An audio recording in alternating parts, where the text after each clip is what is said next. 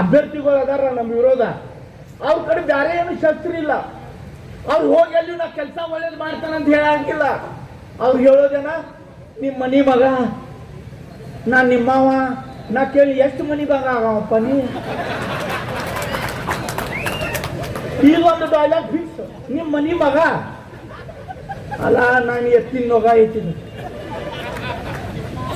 ಈಗ ಒಂದ ಮತ್ತೆ ಎರಡನೇದ ದುಡ್ಡು ಹಂಚಿ ನಾ MLA ಆಗ್ತಾನೋ, ನಾ ಚುನಾವಣೆ ಗೆಲ್ತೇನಂತ ಅಹಂಕಾರ ಇದೆ. ಆದ್ರೆ ಅವ್ ದುಡ್ಡು ಎಲ್ಲ ಬರೋವ ಇಲ್ಲಿಗಲ್, ಅದ್ರ ಕಾನೂನು ಬಾಹ್ಯ ರೀತಿಯಿಂದ ತಗೊಂಡು ಬರುವಂತ ಒಂದು ಸವಯ ಐತೆ ಅವ್ರು. ಬೆಂಗಳೂರ್ದಾಗ ಒಬ್ರು ದೊಡ್ಡ ನಾಯಕರಿದ್ದಾರೆ, ಅವರ ಬ್ಯಾಂಕ್ದಿಂದ ಎಷ್ಟು ಬೇಕಷ್ಟು ಲೋನ್ ಕೊಡ್ತಾರೆ ಇವ್ರು. ನೀ ತಗೊಂಡೋಗಿ ಬ್ಯಾಂಕ್ ಹಾಳಾಗ್ಲಿ, ಕರ್ನಾಟಕ ಹಾಳಾಗ್ಲಿ, ನೀ ಆರಾಮಾಗಿರು. Because I love you.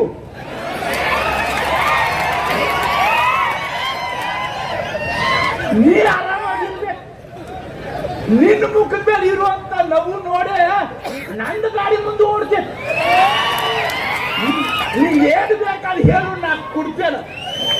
ಹಂಗೆ ಬ್ಯಾಂಕ್ದಿಂದ ದುಡ್ಡು ಕೊಡಾಕದಾರ ಹೈಗೈ ಇಲ್ಲ ಅಲ್ಲಿ. ನಾ ಜಗದೀಶ್ ಶೆಟ್ಟರ್ ಸಾಹೇಬ್ರಿಗೆ ವಿನಂತಿ ಮಾಡೋದ, ಈ ಬ್ಯಾಂಕ್ನವ್ರು ಏನು ಕಾನೂನು ಬಿಟ್ಟು ಕೆಲಸ ಮಾಡ್ತಾ ಇದಾರಲ್ಲ, ಅದಕ್ಕೆ ಸ್ವಲ್ಪ CBI ಎನ್ಕ್ವೈರಿ ಹಾಕಿ ಇಂಥ ಕೆಲ್ಸಗಳು ನಿಂದ್ಬೇಕಂತ ನಾಳೆ ಪ್ರಯತ್ನ ಮಾಡ್ಬೇಕಂತ ವಿನಂತಿ ಮಾಡ್ತಾ ಇದ್ದೇನೆ. ಮತ್ತೆ